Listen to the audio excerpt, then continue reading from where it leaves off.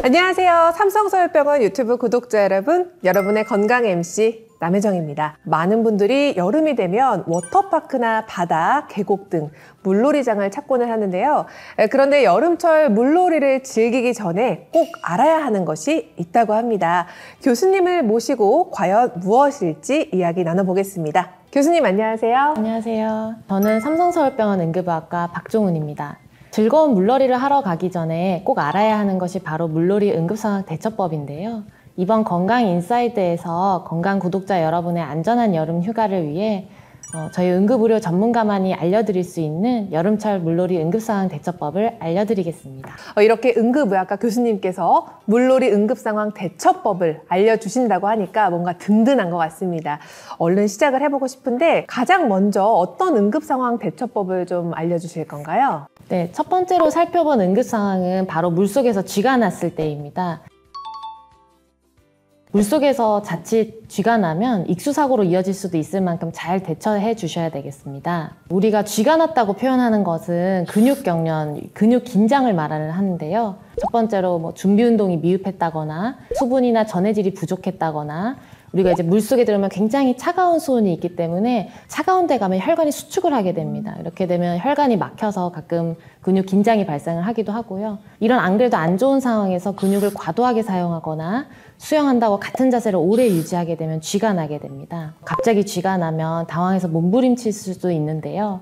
이렇게 몸부림을 치면 위험해질 수 있기 때문에 침착하는 것이 굉장히 중요합니다. 우선 즉시 하던 물놀이를 좀 멈추시고 쥐가 풀릴 수 있도록 해주셔야 됩니다. 쥐가 난 부분을 마사지를 해주시면 되고 스트레칭 하는 방법은 엄지발가락을 자기 몸쪽으로 힘껏 앞으로 꺾어서 잡아당겨 주시면 됩니다. 여기서 주의를 해야 되는 게 쥐가 다시 풀렸다고 들어가시지 마시고 물 밖에서 충분히 휴식을 취해 주시는 게 좋겠습니다. 우리가 일상생활에서 쥐가 났을 때도 굉장히 당황스러운데 물속에서 쥐가 나면 훨씬 더 놀라서 좀 대처하기가 어렵습니다. 교수님이 말씀해 주신 그대로 시도해보면 좋을 것 같습니다. 다음 상황은 혹시 어떤 건가요? 두 번째로 알아볼 사항은 물속에서 이제 많이 다쳤을 때 대처법인데요. 우리가 이제 정신없이 놀다 보면 바위나 산호 같은데 이제 피부가 이제 까슬리거든요. 다칠 때는 먼저 당황하지 마시고 가장 먼저 상처 부위를 열어서 확인을 해주셔야 됩니다. 이게 만약에 옷에 가려져 있다면 강제로 뜯어내면 상처랑 엉겨붙기 때문에 꼭 가위로 잘라서 옷을 이제 익스포저 노출해서 확인을 해주시고 보시면 이렇게 흙먼지나 이물질이 있을 수가 있으세요. 그럼 이제 이물질들을 제거를 하고 이제 출혈이 이제 있으면 이 출혈을 지혈을 하는 게 가장 중요하겠습니다. 지혈을 하는 거에 대해서 제가 깜짝 퀴즈를 내볼까 하는데요. 1번 손바닥, 2번 천이나 꺼즈로 눌러준다, 3번 고무줄로 묶어준다, 4번 지혈제를 발라준다. 자, 어떤 걸로 할까요? 얘기를 들었을 때는 응급키트가 없으니까 우선 좀 급하게 손바닥으로 좀 지혈을 해야 되지 않을까요? 급한 상황에서는. 네. 그것도 방법이기는 하고 대부분 이제 놀래서 이제 손바닥으로 지혈을 하실 건데요. 네. 출혈의 가장 기본은 무조건 압박입니다. 그렇지만 이제 손에는 균이 있을 수가 있어서 꼭 깨끗한 멸균된 꺼지가 있으면 물론 가장 좋겠지만 그렇지 않다면 깨끗한 커즈, 천, 수건 이런 것들로 이제 강력하게 지혈을 해주시고 또 만약 상처가 피가 나는 찢어진 때면은 굉장히 강하게 이제 압박을 하면서 지혈을 해주셔야 되는데요. 고무줄을 사용해서 이제 묶어주면 일시적으로 지혈이 될 수는 있지만 너무 세게 장시간 묶어주면 혈액순환이 안 되고 근육과 조직에 손상이 갈 수 있어서 주의하셔야 됩니다. 두 번째로 중요한 게 바로 자세인데요. 상처 부위를 심장보다 높게 올려주셔야 되겠습니다. 물론 상처가 크지 않고 살짝 그냥 까징 정도의 찰과상이라면 첫 번째 소독, 두 번째 연고, 세 번째 밴드를 묻혀서 마무리하는 것도 충분합니다. 그렇군요. 우선 응급처치를 말씀해 주신 대로 다 잘하고 그리고 나서 병원에 가서 치료를 좀 바로 받으시면 될 것 같습니다. 이제 세 번째 응급 상황에 대해서도 좀 알고 싶은데요. 바로 세 번째 응급 상황은 미끄러졌을 때입니다. 물이 미끄럽기 때문에 염좌와 골절이 많이 발생을 하는데요. 물놀이장은 이렇게 미끄럽기 때문에 늘 넘어짐 사고에 주의하셔야겠습니다. 먼저 미끄러졌을 때 발생할 수 있는 염좌와 골절, 이 둘의 정의를 아셔야겠는데요. 첫 번째로 염좌는 인대나 근육이 손상된 상태, 즉 삐었다라고 표현하는 부상입니다. 갑작스러운 속도나 충격에 과도하게 근육이 긴장하면서 염좌 증상이 나타나는데 미끄러지면서 넘어질 때 손목이나 발목이 꺾이면서 흔하게 나타날 수 있습니다. 두 번째로는 골절입니다. 골절 자체는 그대로 뼈가 부러지는 상태를 말을 하는데요. 저희가 이제 다이빙을 한다거나 수십 톤의 그런 인공폭포가 오게 되면은 척추 쪽에 이제 압박골절이 생길 수가 있습니다. 압통이 심한 경우나 눈에 띄는 부종이 있다거나 이런 다친 부분 아래쪽으로 감각이 안 느껴지는 경우에는 골절일 수 있다고 꼭 판단을 잘 하셔서 움직이지 않게 잘 고정을 하는 게 중요하겠습니다. 그 통증 강도에 따라서 느껴지는 게 굉장히 다른 것 같은데 이럴 때는 좀 어떻게 대처하면 될까요? 통증 완화 요법으로 4가지 행동 지침이 있는데 라이스 요법 요것만 기억을 하시면 됩니다. 첫 번째 R은 레스트입니다. 그래서 다친 부위를 압박붕대, 부목 등으로 고정을 잘 하는 건데요. 수건이나 티셔츠로 목에 걸어서 고정을 해주시면 되겠습니다. 만약에 다리를 다쳤다면 두 다리가 놀지 않도록 같이 고정을 해주시는 것도 중요하시고요. 다음으로 두 번째는 I죠. 라이스의 I는 아이스입니다.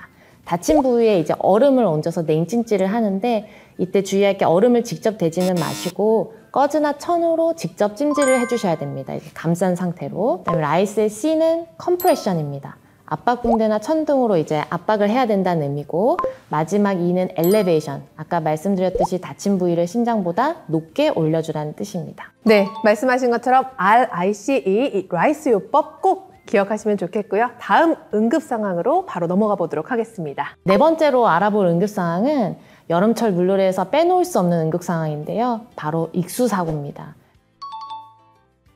익수사고는 사망으로도 이어질 수 있는 아주 위험한 상황인데 물에 빠진 사람을 구한 다음에 어떻게 해야 될까요? 익수사고에서 가장 먼저 해야 될 건 119에 신고하는 겁니다. 두 번째는 물에 빠진 사람을 구하겠다고 바로 뛰어드는 건 굉장히 위험합니다. 절대 그렇게 하시면 안 되고 주변에 튜브나 구조물들을 이렇게 던져서 구조할 수 있도록 해주셔야 되겠습니다. 다행히 구조를 했는데 환자가 의식이 있다면 환자분의 몸을 바닥 쪽으로 돌려서 물이나 이물질이 있다면 뱉어낼 수 있게 도와주는 게 또 이제 좋겠습니다만 만약에 의식이 없는 상태라면 이미 저산소증 심장마비가 왔거나 폐포 내에 이제 물이 다 차서 저산소증 폐부종 등이 있는 상태일 수 있어서요.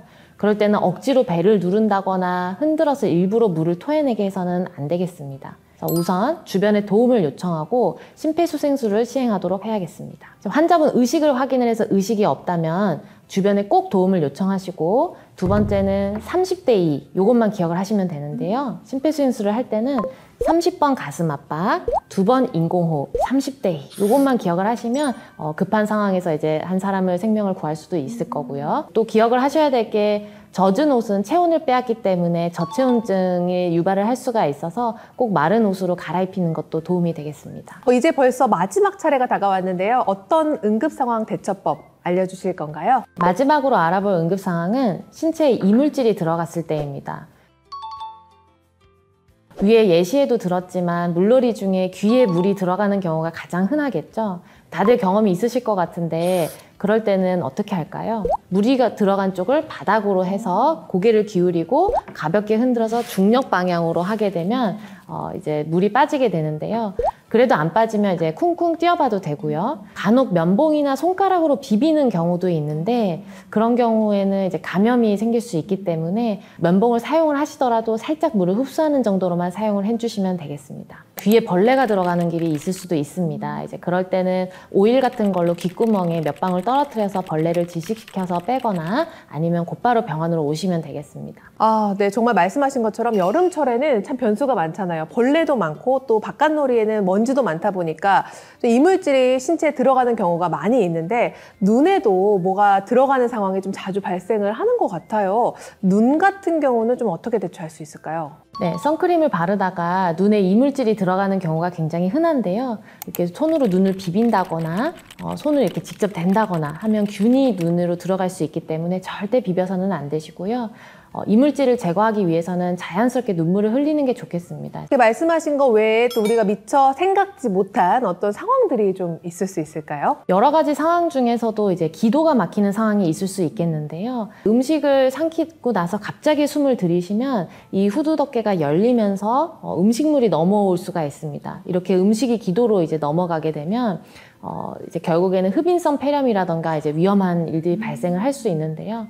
다행히 본인이 기침을 할 수가 있다면 캐캐 기침을 하셔서 뱉어내는 게 가장 좋으시겠고요. 하지만 환자가 숨쉬기 힘들어하고 갑자기 말을 못하고 이렇게 목을 감싸고 괴로워한다. 이제 그럴 때는 날개뼈 사이에 등을 5번 정도 세게 두들겨 주십니다. 그게 안 된다면 많이 들어보셨겠지만 하임리히법을 이제 시행을 해주시면 되겠는데요.